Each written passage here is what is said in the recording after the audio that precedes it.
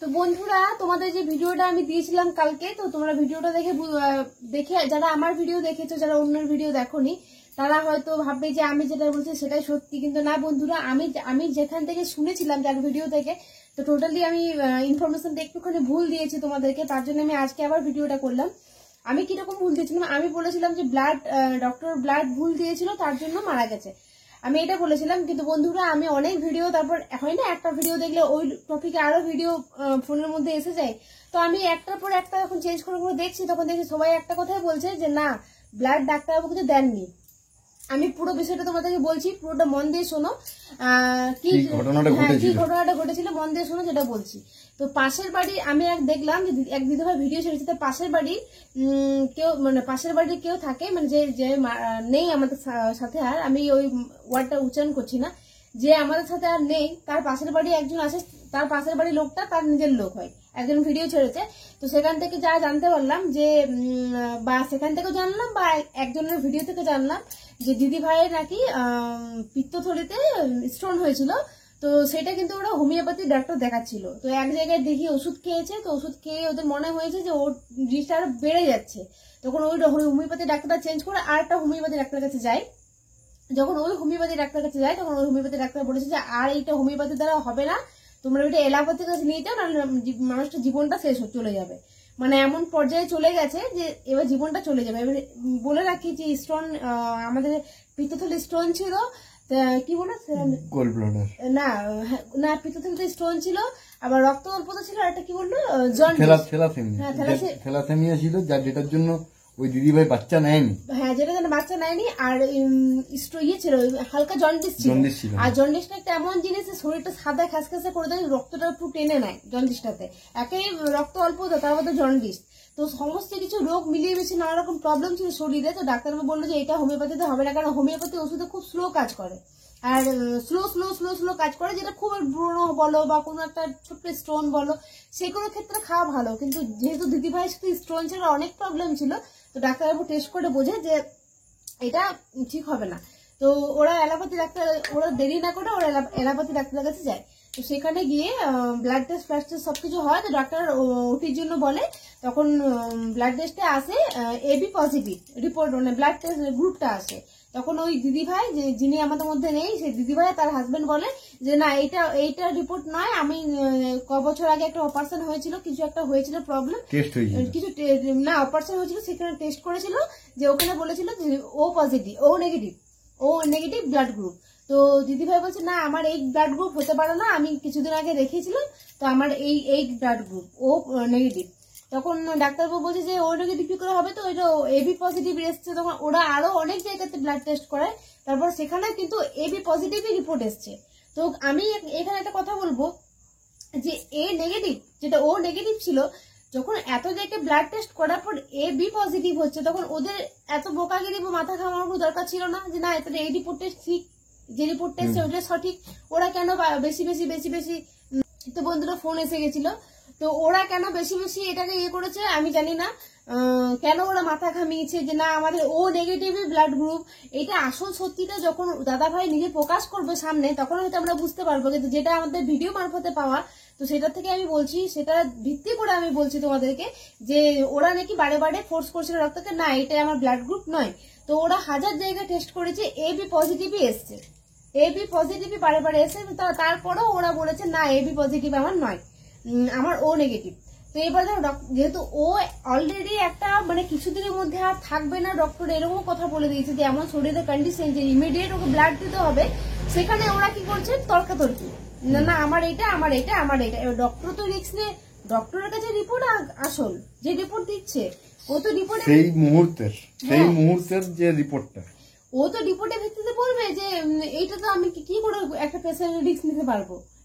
আমি যেটা করেছিলাম সম্পূর্ণ, আমি যে যার ভিডিও থেকে শুনেছিলাম সম্পূর্ণ আমাদের ভুল ইনফরমেশন এসেছিল, তাই আমি সঠিকটা তোমাকে জানালাম যে ডক্টর কিন্তু বলেছিল যে আমি কিন্তু ঠিক আছে তুমি বাড়ি যাও, বাড়ি গিয়ে রেস্ট ফেস্ট নাও, ব্লাড ফ্লাড বানাও, তারপর আমার কাছে আসবে। ডক্টরের কিছু আর কিছু করার নেই, কারণ ডক্টরের কিন্তু ওর তর্কাতর্কি করছে। আবার সেই ক্ষেত্রে করে আবার ওরা অন্য জায়গায় যায়, আবার রিপোর্ট করায়, ওই সেম রিপোর্ট আসে। আবার ওরা কি করেছে, দিল্লিতে না বোম্বাই না কোথায় একটা, হাওড়া মুম্বাই আবার ব্লাড পাঠিয়েছে, মানে ব্লাড পাঠাতে পাঠাতে যখন শেষ পর্যায়ে পাঠাতেই ব্লাডটা ওখানে শক্ত হয়ে গেছে, কাট হয়ে গেছে, তোমার শরীরে ব্লাড পরিমাণে নেই বলতে পারো। তো সেই সময়টাতে ওরা আবার হসপিটালে নিয়ে এসছে, শান্তিপুর নার্সিংহোম শুনছিলাম, ঠিক বলতে পারছি না শান্তিপুর না নবদ্বীপ ঠিক জানি না, শান্তিপুর নার্সিংহোম শুনছিলাম যে সেখানে নিয়ে এসেছিল। ওখানে ডক্টর তাই রিস্ক নিয়ে ব্লাড দেবে না, ওরা কিন্তু ওইখানেই স্টিল নাও দাঁড়িয়ে আছে, ওই জায়গাতে দাঁড়িয়ে আছে যে ওদের এই ব্লাড গ্রুপ। তো সেই ভিত্তি করে ওর ডাক্তারবাবু আশা করছি এই জায়গাটা এখনো ঝাপসা, এই জায়গাটা এখনো ঘোলা, আর এই জায়গাটা এখনো কনফার্ম হয়ে কেউ বলতে পারেনি যে ওই ব্লাড ডাক্তারবাবু দিয়েছে কি দেয়নি, না হসপিটালে নিয়ে যাওয়ার পরে মানে আমাদের মধ্যে আর উনি নেই। এই জিনিসটা এখনো ঝাপসা, এটা কেউ ক্লিয়ার করতে পারেনি। কিন্তু হ্যাঁ, এটা সঠিক কথা যে অনেকটা সময় ছিল শুধুমাত্র এদিক ঘুরে আর ওইদিক ঘুরে আর এদিক ঘুরে কিন্তু সময়টা নষ্ট করেছে।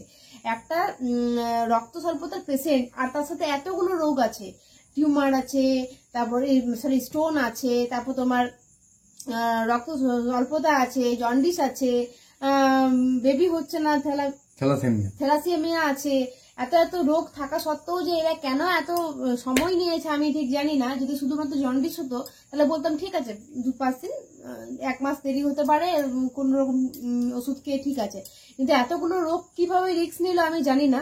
তো দিদিভাইয়ের মা তো খুবই সরল মানুষ, তোমরা তো দেখেইছো, দাদা ভাইও খুব ভালো মানুষ। কিন্তু এখানে আমি একটা কথা বলবো যে আজকে যদি সঠিক মতো ওরা তর্কাতর্কি না করতো ব্লাডটা নিয়ে, তাহলে কিন্তু আজকে দিদিভাই আমাদের মধ্যে থাকতো। কিন্তু দিদিভাইও একটু বোকা টাইপের, তুমি দিদিভাইয়ের কথাগুলো শুনবে যে একটু সরল সাদা টাইপের যা হয়, সরল সাদা হলে একটু বোকা টাইপের কথাগুলো আমি শুনছিলাম, লাইভটা দেখছিলাম, খুব বেশি তো অত ঘাটাঘাটি হতো না, শর্ট ভিডিওগুলো দেখতাম। কিন্তু আজকের পর থেকে আমি অনেক ভিডিও দাদা ভাইকে দেখলাম যে খুব বোকা কথা, মানে দিদি ভাইয়ের মানে যে যা বোঝাবে তাই বুঝে যাবে, এরকম একটা মাটির মানুষ যেটাকে বলে। তো দাদা ভাই যথেষ্ট বুদ্ধি আছে, দাদা ভাই যথেষ্ট দেখে মনে হলো যে একটু চার চম্পট আছে। দাদা ভাই চাইলে কিন্তু ওই একটা কথা তোমরা বলো যে আমার এত জায়গায় রিপোর্ট যদি এবি পজিটিভ আসে, আমি কেন পুরনো রিপোর্টটাকে নিয়ে বসে থাকবো, তাই না? কারণ এই ভুল বলবে তো ও তো ভুল বলবে না, ও আসছে ওটাই, ও আসছে ওটাই, এরকম করে অনেক ভাবে ওরা সময়টাকে নষ্ট করেছে। দাদা ভাই এখানে বোঝা উচিত ছিল যে আমার কাছে মানুষের জীবনটার দাম বেশি, তো তর্কাতর্কি না করে ডক্টরবাবু যেটা বলছে সেটা আমরা করি। তো কিছুটা গাফিলতি হয়েছে দাদা ভাইদের তরফ থেকে, তাই আজকে মানুষ আমাদের, হ্যাঁ মানছি ভাগ্যে ছিল, তাই এতদিনে আয়ু ছিল, এটা ঠিক কথা। কিন্তু আয়ুটা আজকে একটা ক্ষোভ রেখে গেল, তো একটা ক্ষোভ হয়ে গেল যে এইটা করায়নি। এই ব্লাড টেস্টটা যদি মেনে নিত যে হ্যাঁ এটাই আমাদের ব্লাড গ্রুপ, তাহলে কিন্তু আজকে ব্লাড দিয়ে হলো আজকে 2-4 বছরও হয়তো যেত।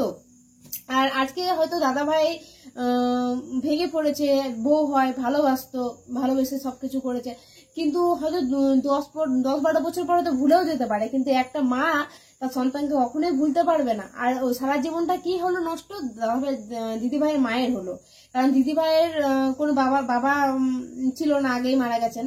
তো দিদিভাইয়ের মা ছিল, হাজবেন্ড ছিল, মানে আলপনা দিদিভাই, তার মা আর তার বর, 3জন মিলে ভিডিও করতো, 3জনই চ্যানেলের ওনার ছিল। তো আজকে দাদা ভাই কি এতটা পরিমাণে মাকে, শাশুড়ি মাকে দেখবে আমি ঠিক জানি না, এটা আমার কাছে ঘোলাসা, কারণ আমি দাদা ভাইকে পার্সোনালি চিনি না। তবে একটা কথা ঠিক, যার গেল কার গেল, মায়ের গেল। আর দাদা ভাই অবশ্যই গেল, বউ হয়, কিন্তু ছেলেদের মনে কি হয় 10 বছর 12 বছর পর ঠিক একটা জায়গায় স্টিল নাও থাকবে না, সরে যাবে, সরে গিয়ে আবার একটা অন্য ডিসিশন নেবে।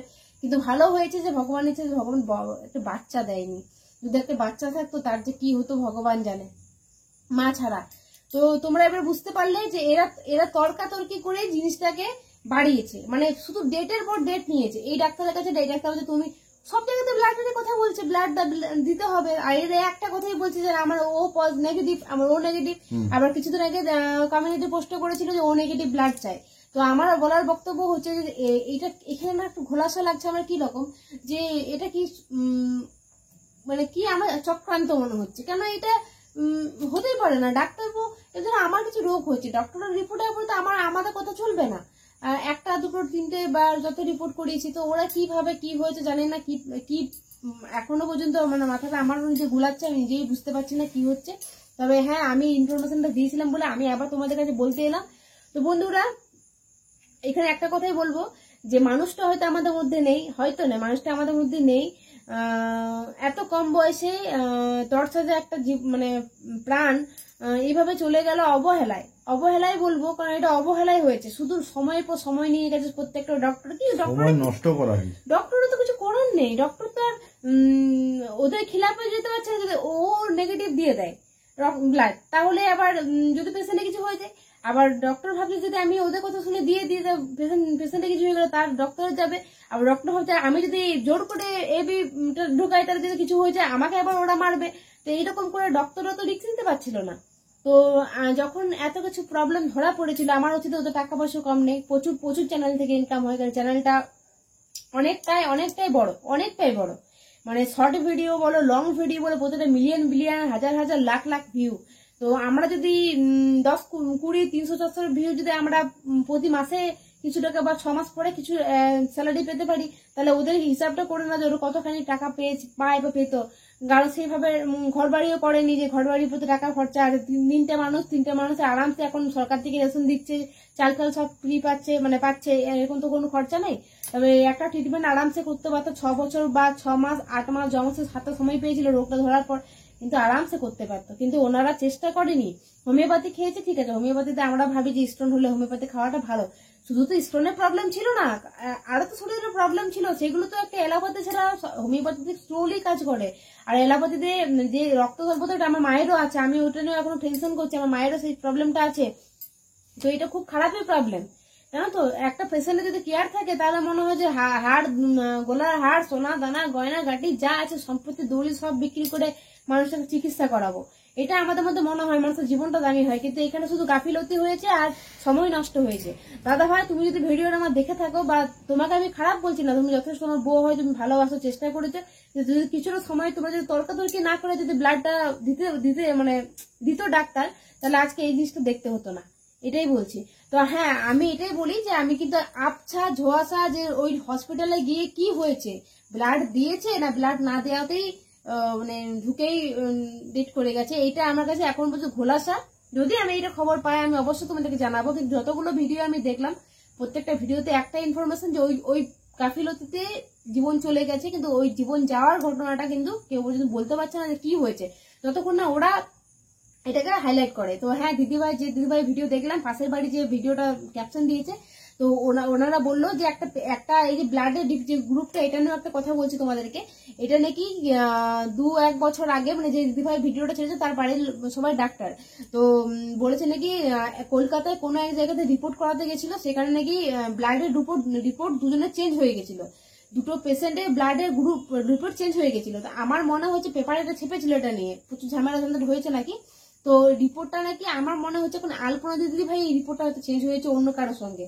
তো রিপোর্টটা যেহেতু ও অন্য কারোর রিপোর্ট পেয়েছে, সেই জন্য ও ওই রিপোর্টটা নিয়েই বলছে যে এটা আমার রিপোর্ট, কিন্তু রিপোর্ট চেঞ্জ হয়ে গেছে, নামগুলো হয়তো একই ছিল, বুঝতে পেরেছো? তো এটা নিয়ে নাকি পেপারও বেরিয়েছিল। তো দিদিভাই যেটা বলছিল যে হ্যাঁ আমার শ্বশুর নাকি ডাক্তার হয়, বলছে এটা এরকম একটা ব্যাপার হয়েছিল। তো ওই দিদিভাই বলছে আমিও বর্তমান পেপার নিই, বর্তমানে পেপারটা ছেপেছিল রিপোর্টটা, কিন্তু এখন আপাতত তো পেপারটা তো নেই, তা দেখতে পাচ্ছি না। আশা করছি যে আলপনা দিদি হতে পারে, ওই রিপোর্টটা চেঞ্জ হওয়ার এটা আলপনা দিদিভাইয়ের সাথে হতে পারে।